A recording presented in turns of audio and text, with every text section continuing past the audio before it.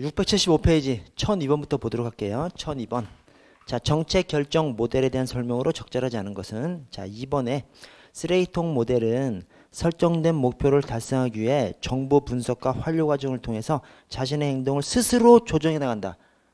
자동적으로 결정하는 것이죠. 그래서 이것이 사이버네틱스 모형이라 그래가지고 그냥 스스로 적용하고 스스로 변동시키고 하는 그냥 자동적인 모형, 자동적인 의사결정 모형을 이 사이버네틱스 모형이라고 합니다. 그래서 대표적인 예가 자동 온도 조절 장치. 자동 온도 조절 장치는 예를 들어서 20도에서 25도 딱 이렇게 한정을 프로그램에 입력을 해 놓으면 25도로 넘어가면 히터가 꺼지고 20도 밑으로 내려가면 또 히터가 켜지고 이런 식으로 자동으로 그냥 의사결정이 딱 정해져 있어가지고 자동으로 작동하는, 자동으로 반응하면서 의사결정을 하는 것을 갖다가 사이버네틱스 모형이라고 합니다. 그래서 쓰레기통 모형이 아니고요, 사이버네틱스 모형. 다음 페이지 넘어가서, 자, 1003번 정책결정 모델과 그에 대한 설명으로 적절한 것은, 자, 1번 엘리트 모델에 의하면 정책 결정자는 고도의 합리성을 기반으로 최선의 대안을 결정한다. 그것은 합리 모형이고, 최적의 대안을 선택하는 거, 그것은 합리 모형이고, 엘리트 모델은 특정 소수가 의사 결정을 장악해버린 것을 엘리트 모델이라고 합니다.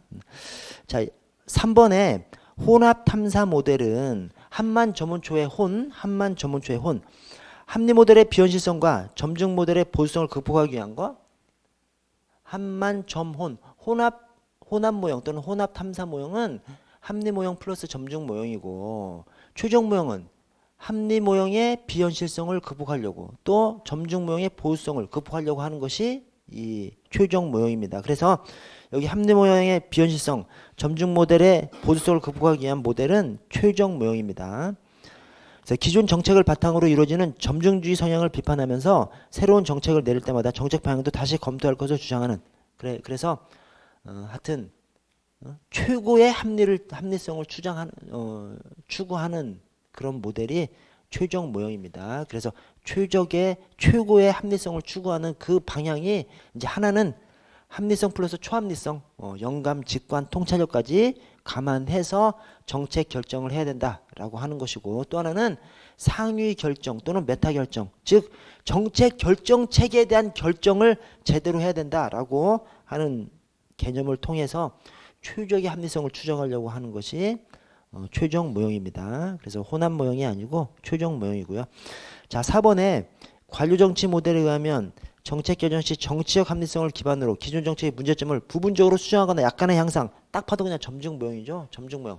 전년도에 정해진 것을 기준으로 해서 조금 향상된 것, 조금 나아진 것을 추구하는 거, 점증 모형이고요. 자, 경찰 인사로 넘어가도록 하겠습니다. 1004번. 다음은 직업 공무원 제도에 대한 설명이다. 옳은 것은, 여러분, 실적주의가 있고요, 엽관주의가 있습니다. 근데 직업 공무원제가 있어요. 이 직업 공무원제하고 실적주의하고 같은 것이 아니에요. 자, 직업 공무원제는 뭐죠?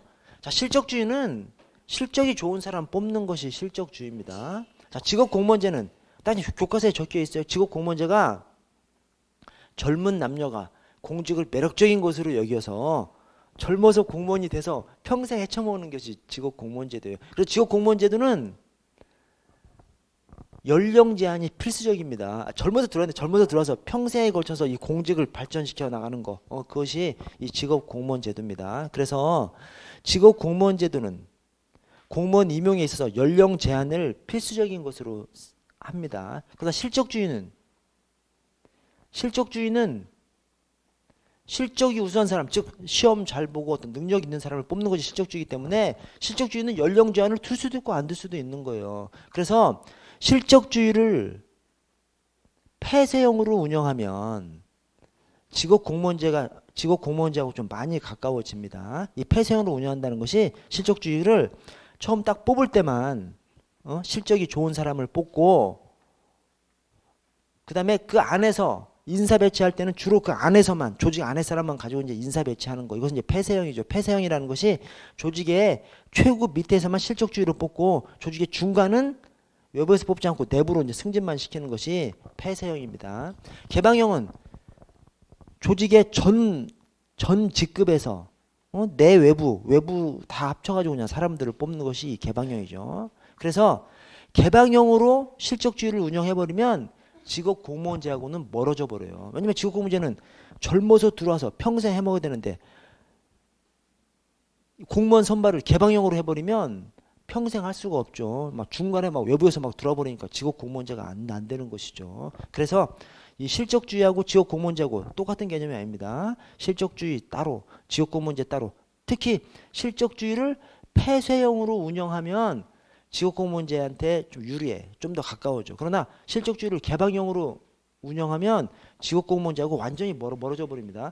개방형으로 운영한다는 것은 조직의 여러 직급에서 또 연령 상관없이 막 뽑는 것이 돼버리기 때문에 그러면 직업 공무원제하고는 너무 멀어집니다. 왜? 직업 공무원제는 젊어서 들어온 공무원들이 그냥 평생 헤쳐먹는 제도가 직업 공무원 제도거든요. 그래서 자, 직업 공무원 제도.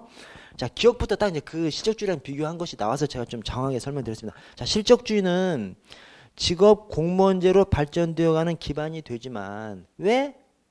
공무원이 한 번 들어가서 평생 헤쳐먹는 것이 직업 공무원제인데 한 번 들어온 공무원이 평생 헤쳐먹으려면 정치적인 역관주의로 들어와서 평생 헤쳐먹으면 안 되겠죠. 그것은. 그래서 실적 있는 사람이 들어와서 평생 헤쳐먹는 것이죠. 그래서 실적주의는 직업 공무원제로 발전되어가는 기반이 되지만 실적주의가 바로 직업 공무원제도를 의미하는 것은 아니에요. 이 실적주의를 개방형으로 운영해버리면 직업 공무원제하고는 아주 그냥 먼 얘기가 돼버립니다. 자, 니은 행정의 안정성, 계속성, 독립성, 중립성 확보가 용이합니다. 왜? 젊은 사람이 행정 공무원을 들어와서 평생 해먹으면 행정하고 정치하고는 완전히 분리가 되는 것이죠. 그래서 정치인의 입김을 받지 않죠. 평생 해먹으면 중간에 막 잘릴 수 있어야 잘리지 않기 위해서 정치인의 눈치를 보고 이제 그렇게 하는 거지 않습니까? 그래서 행정에 평생 해먹으니까 행정의 안정성, 계속성, 그다음에 독립성, 중립성 확보가 용이합니다. 자, 디귿에 행정 통제 및 행정 책임 확보가 용이하다. 아니 한번 들어오면 평생 헤쳐먹는데 그 공무원들을 어떻게 통제하냐고요. 어떻게 통제하고 책임 확보를 어떻게 하냐고요. 그래서 그냥 무소불위의 저 철밥그릇 공무원이 돼버리는 것이 직업 공무원제죠. 그래서 행정 통제, 행정 책임 확보는 어렵습니다. 왜냐 조금 잘못했다고 하더라도 뭐 자를 수가 없는 그런 제도로 운영하기 때문에. 자, 리을에 젊은 인재 채용을 위한 연령 제한으로 공직 임용의 기회 균등을 저해합니다. 왜? 직업 공무원제라고 하려면 젊어서 들어와서 평생 해먹어야 되기 때문에 연령 제한이 필수적입니다. 직업 공무원제는. 그런데 그렇게 연령 제한을 해버리면 나이 좀 든 사람은 공무원 되고 싶어도 못 되지 않습니까? 평등원칙에 위배되는 것이죠. 자, 다음 페이지 넘어가서 1005번 직업 공무원제도에 대한 설명이다. OX가 바르게 연결된 것은 자, 가에 직업 공무원 제도는 신분 보장, 정치적 중립, 자격이나 능력 중시, 개방형 인력 충원 방식에 선호하는 점에서 실적주의와 공통점을 가진다. 다른 것은 그런데 개방형이 아니죠. 개방형으로 하면 조직 개방형이라고 하는 것은 조직의 9급만 외부에서 임용하는 것이 아니라 뭐 5급, 4급, 3급도 외부에서 임용하는 것을 개방형이라고 하죠. 그러면 젊어서 들어와서 평생 해먹을 이유가 없어져 버리는 것이죠. 왜 그래? 이 고위 공직자들을 외부에서 임용해버리면 내부에서 승진할 자리가 없어지잖아요. 그러면 저 밑에 하위 직원들이 희망이 없어지는 것이죠. 그래서 평생 일하려고 하지 않죠. 상위직에서 외부에서 뽑지 않아야 내부에서 승진해야 내부에 있는 하위 직원들이 내가 평생 일 열심히 하면 저 고위직까지 갈 수 있구나 라는 희망을 가지고 근무하는 것이기 때문에 그래서 개방형으로 인력 충원을 해버리면 직업 공무원제랑은 멀어져 버리는 겁니다. 그래서 이 개방형 실적주의는 개방형으로도 운영할 수 있어요. 실적주의는 실적이 있는 사람을 뽑는 거지 않습니까? 근데 실적 있는 사람을 뽑는 것을 조직의 뭐 9급, 5급에서만 실적주의로도 뽑을 수도 있는 것이고 조직의 9급, 뭐 5급, 4급, 3급, 2급 다 실적주의로 뽑을 수 있는 것이죠. 그래서 실적주의는 폐쇄형으로 운영할 수도 있고 개방형으로도 운영할 수 있습니다. 그러나 직업 공무원제라고 하면 무조건 폐쇄형이 되는 것이죠. 개방형으로 하면 직업 공무원 자체가 안 되는 것이죠. 왜? 젊은 남녀가 공직을 매력적인 것으로 여기지를 못하죠. 왜냐? 젊어서 들어와서 평생 하면서 승진을 해야 되는데 고위직들을 개방형으로 뽑아버리면 내부에서 올라갈 자리가 없어져 버리는 거지 않습니까? 그러면 젊은 남녀가 공직을 매력적인 것으로 여기지 못하죠. 그래서 직업 공무원 제도는 개방형하고는 아예 그냥 어우러지지 않습니다. 맞지가 않습니다. 그래서 거기 개방형이 들어가서 틀렸고요. 자, 나의 직업 공무원 제도의 성공적 정착을 위해서는 공직에 대한 사회의 높은 평가가 필요하고 퇴직 후의 불안 해소와 생계 보장을 위해서 적절한 연금 제도가 확립되어야 합니다. 그래야 평생 하려고 하는 것이죠. 자, 다의 직업 공무원 제도는 장기적인 발전 가능성을 선발 기준으로 삼고 있으며 평생 할 것이기 때문에 공무원을 선발할 때 그 공무원의 실적을 장기적으로 능력이 발전될 수 있는 사람을 선발하는 것이죠. 자, 직위분류제가 계급제보다 직업 공무원 제도 정착에 더 유리하다. 직위분류제는 기본적으로 개방형이잖아요. 직위분류제도는 조직에 어떤 공석이 생겨. 그러면 그 공석을 최고로 잘할 수 있는 조직의 안과 밖에서 뽑으려고 하는 것이 직위분류제이기 때문에 직위분류제는 기본적으로 개방형입니다. 개방형은 직업 공무원제하고는 어울리지 않습니다. 그래서 직위분류제보다 계급제가 더 직업 공무원제에 유리합니다. 계급제는 기본적으로 폐쇄형으로 운영되기 때문에 그렇습니다. 자, 라의 직업 공무원 제도는 행정의 안정성과 독립성 확보에 용이하며 외부 환경 변화에 신속하게 대응해. 아니, 폐쇄형으로 딱 그냥 첫 밑에서 들어온 사람들이 고위직까지 쫙 평생에 걸쳐서 올라가는 그런 제도가 직업 공무원 제도이기 때문에 내부 상관의 눈치만 보면 되는 것이죠. 외부의 눈치를 볼 이유가 없죠. 그래서 외부 환경 변화에 대응하지 못합니다. 외부 환경 변화에 신속하게 대응하지 못하는 것이 이 직업 공무원 제도가 됩니다. 자, 1006번 인사행정. 자, 3번에 역관주의는 인사행정의 기준을 당파성과 정실에 두는 제도로 행정을 단순하게 봐서 누구나 수행할 수 있는 것으로 보기 때문에 법령에 저촉되지 않는 한 일체 신분상의 불이익을 받지 않는다? 이 신분보장을 받는 것은 실적주의죠. 신분보장을 받는 것은, 왜냐하면 실적주의는 시험 보고 들어가기 때문에 신분보장을 해주는 것이죠.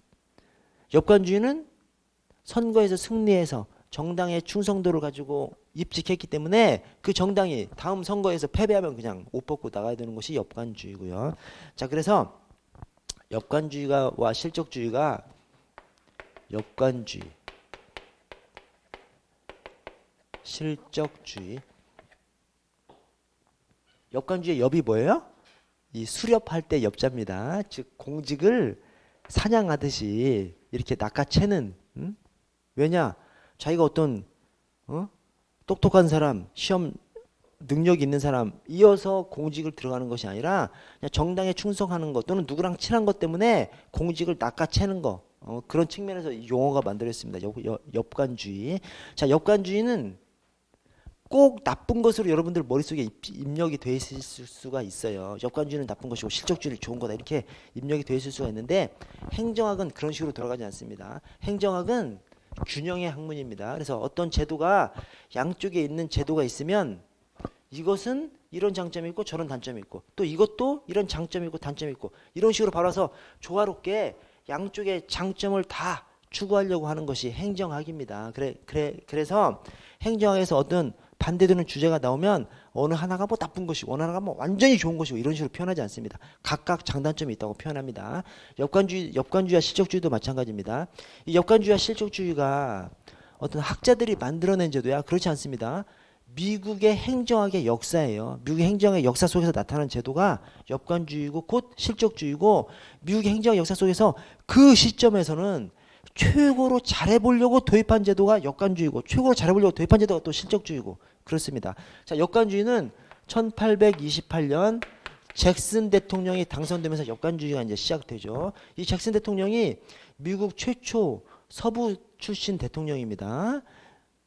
미국이 유럽에서 미국으로 도망가서 미국 동부에 이제 동부가 유럽하고 가까운 곳이 미국 동부니까 미국 동부가 발전하죠. 그러면서 미국 동부 사람들이 다 그냥 연방 정부 공무원들 다 그냥 동부 출신들이 다 하는 거예요. 대통령도 다 동부 출신들이 다 하고 그러다가 잭슨 대통령이 최초로 서부 출신 대통령이 됩니다. 되면서 그 사람이 딱 잭슨 대통령이 딱 공직을 딱 바라보니까 저 동부 출신들이 공직을 딱 움켜쥐고서 막 부패하고 막 썩어 빠지고 친절하지도 않고 막 권위주의적이고 능력도 없고 이런 사람들이 공직을 다 하고 있는 거예요. 그래서 이 서부 출신 잭슨이 아니 공직이라는 것은 건전한 상식을 가진 사람이면 누구나 할 수 있는 것이다. 그래서 내가 대통령이 되면 저 공직을 정당에 충성하는 사람들로 우리 정당에 충성하는 사람들로 싸그리 갈아버리겠다. 공약을 걸고 그냥 대통령 된다면 싸그리 그냥 갈아버린 겁니다. 그래서 그때 당시에는 저게 여권주의가 나쁜 의도로 도입된 것이 아니라 썩어 빠진 동부 출신 공무원들을 갈아치우자 이런 측면에서 도입된 것이 저 엽관주의입니다. 그런데 이 엽관주의를 한 50년 시행을 하니까 엽관주의가 정당에 충성한 사람을 선거에서 이긴 정당이 막 공무원을 자기가 독차지하는 제도가 엽관주의지 않습니까? 근데 말이 정당의 충성도지. 정당의 충성도가 뭐요? 선거 자금 많이 된 사람이 정당의 충성이 높은 사람으로 볼 수밖에 없는 거죠. 그래서 돈 많이 낸 사람이 그냥 공무원 돼버리는 거예요. 그래서 한 50년 엽관주의 운영하니까 막 엽관주의가 그냥 썩어 빠져버린 것이죠. 그 마지막에 어떤 일이 발생하냐면 가필드 대통령이 대통령 선거운동하면서 막 선거자금을 엄청 모아서 써요. 그때 선거자금을 모금하면서 너 뭐 무슨 자리 줄게 하면서 막 선거자금 엄청 모았어. 그러고는 자기가 대통령이 되니까 보니까 공직이 엄청 썩어 있거든. 공직을 개혁하려고 자기가 하는 거야. 가필드 대통령도 막 나쁜 의도가 아니라 공직을 개혁하려고 하니까 자기가 아무리 선거자금을 받아서도 선거자금 준 사람들을 공직에 앉히면 안 되잖아요. 그래서 공직에 안 앉히는 거야. 그랬더니 막 민심이 부글부글 끓는 거죠. 선거자금 된 사람들이 부글부글 끓는 거예요. 그 중에 한 사람이 젊은 의사, 기토라는 젊은 의사가 가필드 대통령을 역전해서 기다렸다가 총으로 쏴서 그냥 죽여버립니다. 그래서 가필드 대통령 암살 사건이 엽관주의의 폐해를 나타내는 그냥 가장 대표적인, 그래서 국민들이 깜짝 놀라요. 그래서 도저히 엽관주의 안 되겠다라고 해서 이제 고친 것이 1883년 펜들턴법 을 제정하면서 이제 실적주의로 이렇게 바꾸는 것이 저 실적주의입니다.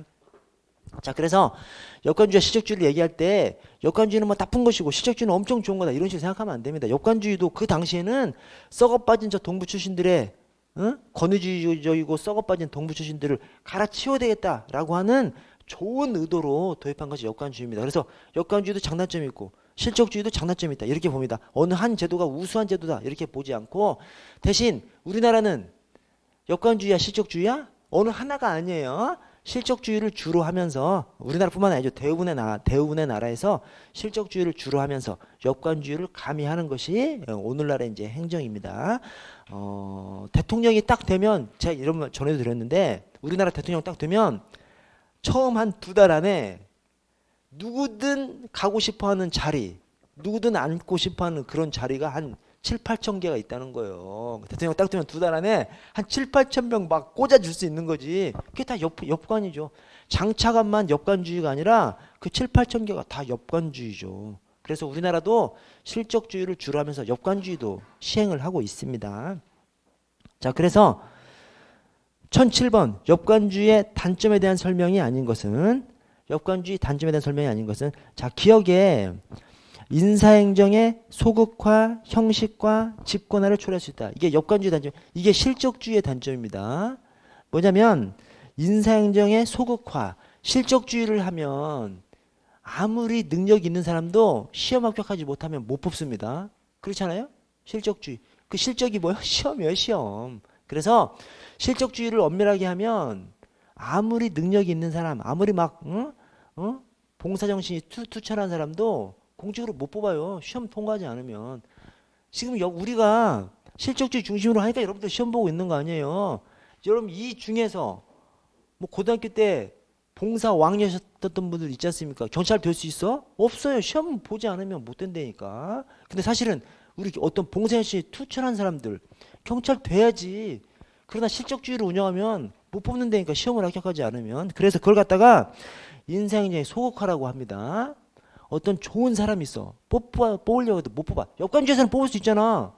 여권주에서는 딱딱 그냥 핀셋으로 찝어가지고 좋은 사람 뽑을 수 있잖아요. 실적주에서는 못 뽑습니다. 그걸 갖다가 소극화라고 하고요. 또 형식화. 시험을 반드시 치러야 때 형식화라고 하고 집권화라고도 합니다. 왜 그러냐면 이 실적주의가 추진될 때 미국도 마찬가지고요.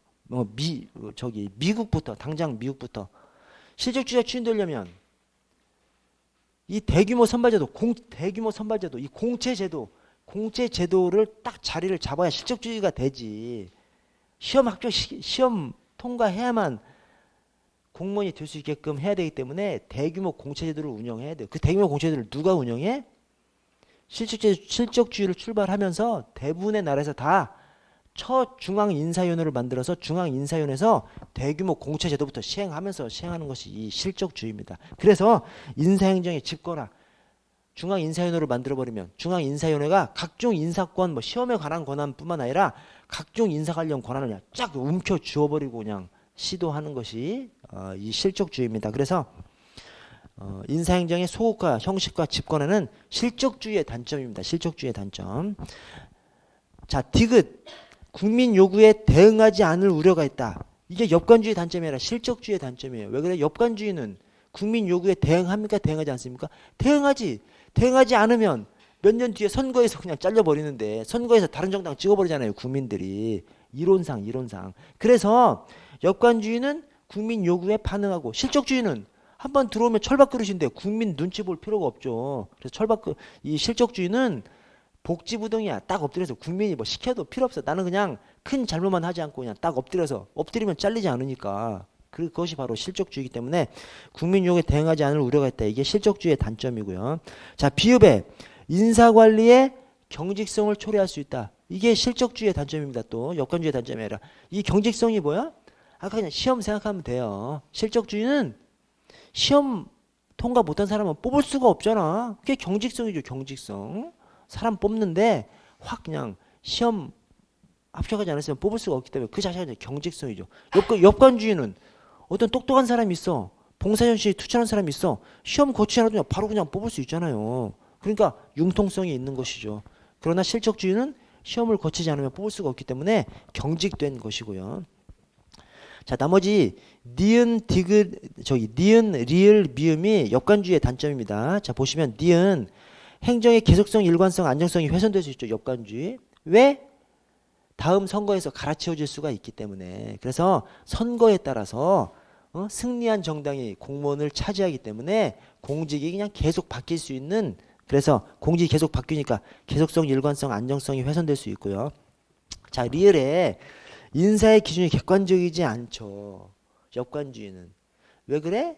아무나 뽑을 수 있으니까. 어떤 때는 정당에 충성도라고 하고 어떤 때는 선거자금 많이 된 사람을 또 어떤 때는 뭐 봉사연수위 투철해가지고 뽑았다 그러고 기준 자체가 왔다 갔다 할 수밖에 없는 것이 이 엽관주의입니다. 미음에 인사부패가 연관되기 쉽죠.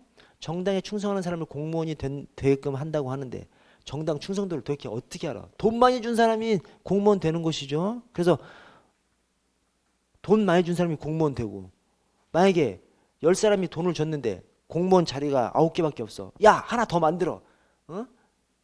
유인설관, 사람을 위해서 공무원 자리를 만들어버리는 그런 현상이 벌어질 수 있는 것이 엽관주의입니다. 그래서 인사부패와 연관되기 쉽고요. 다음 페이지로 넘어가서 공직의 분류 방식. 자, 1번에 직위분류제는 채용, 전직, 보수 등 인사행정의 합리적 기준을 제공하나. 맞습니다. 이 합리적 기준이 뭐야? 직무 분석과 직무 평가입니다. 이 직위분류제는 직무 분석과 직무 평가를 거쳐서 하기 때문에 직무 분석과 직무 평가라는 객관적인 이 과학적인 방식을 통해서 하는 것이죠. 권한과 책임의 한계가 불명확해? 권한과 책임의 한계가 명확하죠. 직무 분석, 직무 평가라니까. 그래서 이게 뭐냐면 직위분류제가 나오면 무조건 계급제랑 비교를 하는 것입니다. 계급제가 나와도 마찬가지로 계급제가 나와도 직위분류제랑 비교하는 것이고. 그래서 계급제는 뭐냐면 계급제는 대규모 계층제 조직을 생각하시면 딱 맞습니다. 그래서 아까 계층제라는 것이 이 조직의 틀에다가 막 공무원을 밀어 넣어. 다 꾸겨 넣은 다음에 계층을 매겨. 그 다음에 복종 의무를 부과하면 질서가 확 잡혀버려. 이게 계층제입니다. 이 계층제에다가 외부 임용을 폐쇄적 임용으로 딱 바꿔버리면 계급제가 돼버립니다. 그래서 폐쇄적 임용이 뭐냐면 조직 전체에서 외부로 막 아무데나 막 외부 인사가 들어올 수 있어. 그러면 이제 개방형 임용이라고 하고, 조직 안에 하위에서만 또는 뭐 5급이랑 하여튼 하나 또는 한두 개 정도에서만 외부에서 임용을 하고 나머지 직급에서는 다 그냥 내부 승진자만 내부 승진 임용으로만 해결하는 거. 이걸 갖다 이제 폐쇄적 임용이라고 합니다. 그래서 계층제에서 폐쇄적 인사제도를 딱 가지면 그것이 그냥 계급제가 돼버립니다. 그래서 계급제 하면 대규모 계층제 조직을 딱 머릿속에 떠올리시면 딱 그냥 계급제라고 생각하실 수가 있고요. 자, 직위분류제는 직위분류제의 핵심이 직무 분석과 직무 평가입니다. 직무 분석은 공직을 세로로 구분하는 겁니다. 뭐냐면 종류별로 뭐 직군, 직렬, 직류 이렇게 종류별로 구분하는 것이 뭐 산림직, 뭐 세무직, 경찰직 이렇게 이제 구분하는 것이 직무 분석입니다. 직무 평가는 이제 각 그 종류별로 등급을 매기는 거예요. 등급 1급, 2급, 3급, 4급, 5급 이런 식으로. 그래서 난이도별로 종류별로 직무 분석, 종류별로 나누는 것이죠. 직무의 종류별로 나누는 거 직무 분석. 그다음에 난이도, 책임 이런 것을 가지고 구분하는 것이 1급, 2급, 3급, 4급 이렇게 구분하는 것이죠. 그것이 직무 평가입니다. 자, 직무 분석하고 직무 평가를 거치면 한 직위에서 요구하는 어떤 능력, 전문성, 필요로 하는 자격 뭐 이런 것들이 다 나오죠. 이걸 가지고 이 자리에 조직의 안과 밖에서 개방형으로 임용하는 것이 저 직위분류제입니다. 그래서 직위분류제는 이렇게 직무 분석과 직무 평가를 한 자료를 가지고 인사 제도를 운영하기 때문에 과학적인 것이죠. 엄청 과학적으로 운영하는 것이 이 직위분류제입니다. 계급제는 한번 이렇게 들어와. 그러면 이 안에서 다 그냥 임용하는 거예요. 그래서 이 계급제에서는 어느 한 자리에 공석이 생겨. 바깥에서는 안 뽑아요. 이 안에서 뽑는데 안에서 어떻게 뽑아? 같은 계급의 사람이면 어떤 사람이면 다 할 수 있다고 생각하는 겁니다. 그러니까 사람 중심의 제도라고 보는 거예요. 이 직위분류제는 직무 분석과 직무 평가를 거친 그 직위, 직무 이거 중심으로 조직을 운영하는 것이고 인사제도를 운영하는 것이고 계급제는 사람을 중심으로 왜? 사람이면 다 할 수 있다고 봅니다. 그래서 어떤 공석이 생겨 조직 안에서만 같은 계급 뭐 7급이 하면 7급에 있는 사람이면 누구든지 이 직을 할 수 있다고 보는 것이 이 계급제입니다. 자, 그래서 저 오른쪽에 1009번을 보시면 저기 1008번에서 뭐 인사행정의 합리적인 기준을 제공해. 어떤 것이 합리적인 기준이요? 직무 분석과 직무 평가를 거친 것이 합리적 기준인 것이죠. 그래서 직위분류제가 합리적 기준을 제시하고요. 플러스에서 권한과 책임의 한계가 명확해 불명확해? 직위분류제가 명확한 것이죠. 여러분 직위분류제는 저게 딱 맞는 사람을 뽑아. 그 사람은 거기서 그냥 평생 근무합니다. 끽해야 어느 한 자리에 근무를 하면 이 사람이 그냥 평생 여기 근무하든 아니면 거기서 그냥 하나 승진하든 두 개 승진하든 뭐 이 정도죠. 이 사람의 근무가 이 정도죠. 계급제에서는 아무 자리나 근무할 수 있으니까 계급제는 로테이션이에요. 1년이나 2년에 한 번씩 그냥 여기서 근무했다 여기서 근무했다 여기서 근무했다 막 왔다 갔다 하는 것이 이 계급제죠. 그래서 권한과 책임의 한계가 명확한 것이 직위분류제. 직무 분석과 직무 평가를 딱 거친 내 직무가 딱 있기 때문에 권한과 책임의 한계가 명확한 것이죠. 계급제는 한 1, 2년 근무하다가 또 다른 데 가서 근무하고 하니까 어느 한 직위, 직무와 관련해서 뭐가 잘못된 것이 딱 나타나면 이번 사람이 잘못한 것인지 저번 사람이 잘못한 것인지 모르는 것이 계급제예요. 그래서 계급제는 이 권한과 책임이 애매한 거 그것이 이제 계급제입니다. 권한과 책임의 한계가 명확한 것이 직위분류제, 불명확한 것이 계급제. 자, 오른쪽 1009번에 계급제와 직위분류제에 대한 설명이다. 적절하지 않은 것은 자 1번에 계급제는 사람을 직위분류제는 직무를 중요시합니다. 직무 분석, 직무를 중요시한다는 것이 직무 분석도 하고 직무 평가도 하고 막 해서 운영하는 것이기 때문에 직무를 중시하고요. 자 2번에 직위분류제는 계급제보다 권한의 한계가 불명확하다. 계급제가 불명확하고 계급제는 로테이션으로 근무하기 때문에 언제 다른 직위로 발령날지 몰라. 직위분류제는 그 직위에 계속 근무하지 않습니까? 그러니까 직위분류제가 온전한 그 사람의 책임으로 할 수 있는 것이 직위분류제인 거죠. 그래서 권한과 한계가 불명확한 것이 계급제, 권한과 책임의 한계가 명확한 것이 직위분류제. 자, 3번 공직을 평생 직장으로 이해하는 직업공무원제도 정착에는 어떤 게 더 유리해? 계급제가 더 유리합니다. 왜 그래? 계급제는 폐쇄형으로 운영되니까 중간에 외부에서 뽑지를 않잖아요. 9급에서만 뽑고 나머지는 그냥 승진자로 채우기 때문에 폐쇄형으로 운영해야 저 젊어서 9급으로 들어와서 평생 공무원 안에서 일할 수가 있는 것이죠. 2급, 3급, 4급 이런 사람들을 외부에서 막 선발해. 그러면 저 밑에서 올라올 자리가 없어져 버리는 것이죠. 그래서 직업 공무원제가 안 되는 거죠. 그래서 계급제가 직업 공무원제랑 연결되는 것은 폐쇄형 공직 제도 때문에 그렇습니다. 폐쇄형 제도 때문에. 자, 4번에 우리나라 공직 분류는 계급제 위주의 직위분리적 요소를 가미한 혼합 형태라고 할 수 있습니다. 그래서 아까 엽관제도하고 엽관주의하고 실적주의가 어느 하나가 완벽히 우수한 것이 아니라 서로 장단점이 있는 것처럼 계급제와 직위분리제 역시 서로 장단점이 있습니다. 여러분 밑에 표를 한번 좀 보시면, 자, 계급제와 직위분리제. 자, 인간 직무 관련해서 계급제는 사람 중심, 직위분리제는 직무 중심. 자, 인사배치가 계급제는 인사배치의 신축성, 융통성이 있고요. 직위분리제는 인사배치가 비신축성, 비융통성입니다. 그게 뭔 말이냐면, 자, 계급제는 어느 하나의 공석이 딱 생기면 그 계급을 가진 아무나 그냥 앉혀버릴 수가 있어요. 그러니까 신축적으로, 융통적으로 앉힐 수가 있는 것이죠. 직위분리제는 직무 분석과 직무 평가를 딱 해놨기 때문에 직무 분석, 직무 평가는 그 결과에 딱 맞는 사람만 조직의 안과 밖에서 선발해야 돼요. 그래서 직위분리제는 공석이 딱 생기면 그 공석 자리를 뽑기가, 사람을 뽑기가 엄청 어렵습니다. 딱 맞는 사람을 뽑아야 되기 때문에. 계급제는 그 계급을 가진 아무 사람에 앉혀버리면 돼. 그래서 계급제가 신축적 융통성, 쉽게 앉힐 수 있는 것이죠. 쉽게 앉힐 수 있는 것을 신축성, 융통성이라고 하고, 직위분리제는 공석이 되면 거기에 딱 맞는 사람, 전문성을 가진 사람을 뽑아야 되기 때문에 어렵죠. 사람을 찾기가 어렵죠. 그걸 갖다가 비신축성, 비융통성이라고 합니다. 자, 행정가가 계급제는 일반 행정가, 그 다음에 직위분리제는 전문 행정가를 양성하게 됩니다. 전문 행정가는 뭐야? 특정 분야의 전문가. 그래서 직위분리제는 선발하면 그 직위에서만 근무하기 때문에 그 직위에서, 그 직무 분야에서 전문가가 되는 것이죠. 근데 계급제에서는 로테이션이니까요. 여기 1, 2년 근무했다, 저기 1, 2년 근무했다. 왜?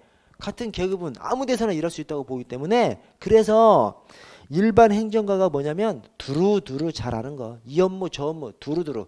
어떤 한 업무에 빡 정통으로 알지는 못해. 그러나 이 업무도 좀 알고 저 업무도 좀 알고, 이것을 이제 일반 행정가라고 합니다. 그래서 계급제에서는 이 업무 저 업무 막 받기 때문에 일반 행정가 양성에 유리하고요. 자, 조정과 협조.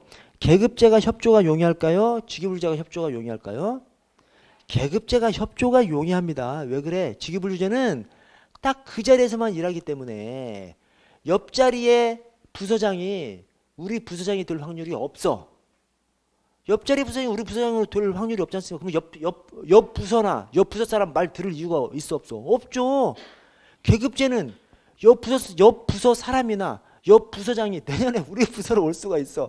말 안 들었다가 걸리면 죽으려고. 그렇죠? 그래서 계급제는 막 로테이션으로 근무하기 때문에 옆 부서랑 협조가 되는 것이죠. 왜? 언제 또 만날지 모르니까 당연히 협력을 해야 되는 것이죠. 직위분리제는 그렇지 않죠? 내 평생 이 부서에서만 일하는데 옆 부서 사람하고 뭐 잘 지낼 이유가 뭐가 있어. 한 번 도와주면 계속 도와주니까 오히려 더 안 도와주려고 하는 심리가 형성되는 것이 직위분리제인 것이죠. 자, 저 밑에 보수 인사행정 권한 책임이 다 직무 분석과 직무 평가를 떠올려야 하는 겁니다. 직위분리제는 이 업무의 종류별로 직무 분석을 해서 구분을 하고, 또 그다음에 이 직급별로 직무 평가를 해서 이 난이도, 책임도를에 따라서 1급, 2급, 3급, 4급 쭉 구분을 하죠. 그것이 바로 직무 분석과 직무 평가입니다. 자, 그런데 직무 분석과 직무 평가, 이 과학적인 업무 분석이죠. 그것이 직무 분석과 직무 평가가 합쳐지면 과학적인 업무 분석을 하는 거예요. 직위분리제는. 그래서 보수에 있어서 합리적 기준을 제시하는 것이 직위분리제인 거예요. 직무 분석과 직무 평가를 하니까. 또 인사행정의 합리화, 과학적으로 직무 분석, 직무 평가 하잖아. 그것이 바로 합리화죠. 합리화, 과학적 그런 표현을 쓸 수 있는 것이 직위분리제고, 그 다음에 권한과 책임, 직무 분석, 직무 평가한 것이 있으니까 딱 거기에 권한과 책임이 딱 한정되는 것이죠.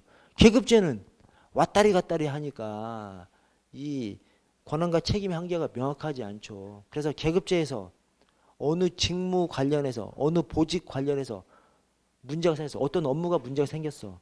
그러면 이 사람이 잘못했는지 그 전 사람이 잘못했는지 헷갈리는 것이 계급제죠. 로테이션으로 근무하니까 이제 그렇습니다.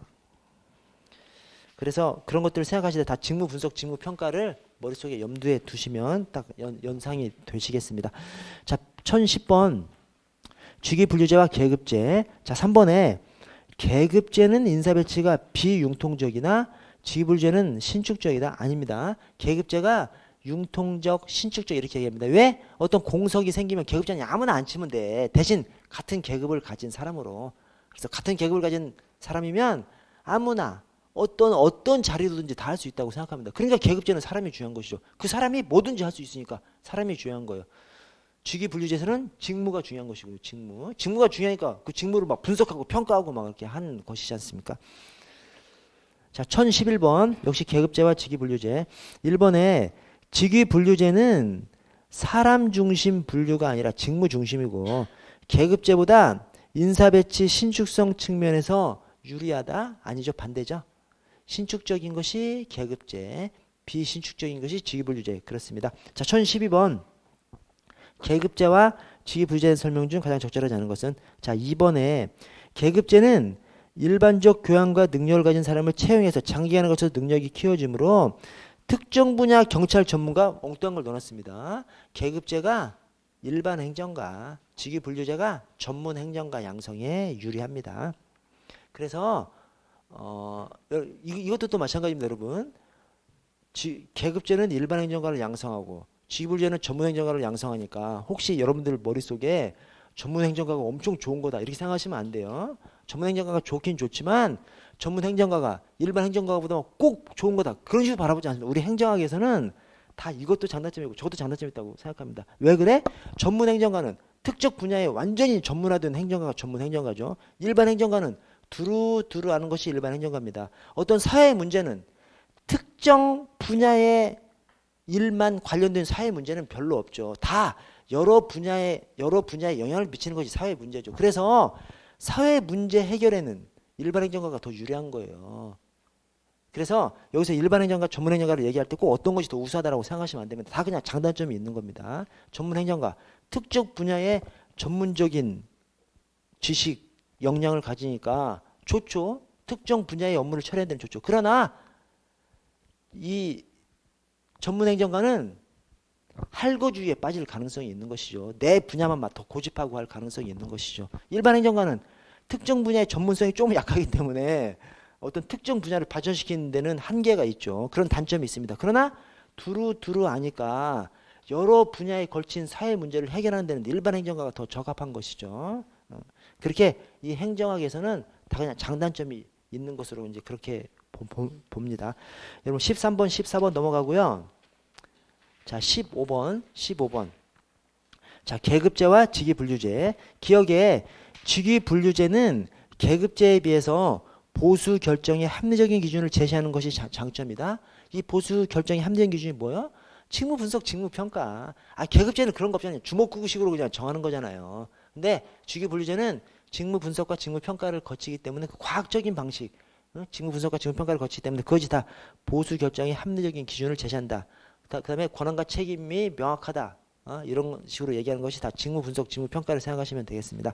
자, 니은에 계급제는 이해력이 넓어져 직위분류제에 비해서 기관 간 횡적 협조가 용이한 편입니다. 맞습니다. 계급제는 옆 부서 사람이 내년에 우리 부서, 우리 상관이 될 수 있다니까요. 그래서 협력해야 됩니다. 또 지난번에 우리 부서 사람이 또 옆 부서에 가 있는 경우가 있겠죠. 그래 당연히 협력이 될 수밖에 없는 것이 이 계급제적 운영입니다.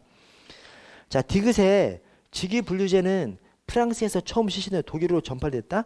이 우리 행정학 파트는 주로 미국의 행정학 역사를 나타내고 있어요. 그래서 여기 직위분류제가 미국에서 시행했고 뭐 캐나다에서 또 전파 받아가지고 뭐 끼케야 미국, 캐나다 정도가 직위분류제 위주로 운영되고 있는 나라들입니다. 그래서 직위분류제 최초 미국에서 개발해서 뭐 미국, 캐나다 정도 쓰고 있는 것이 직위분류제입니다.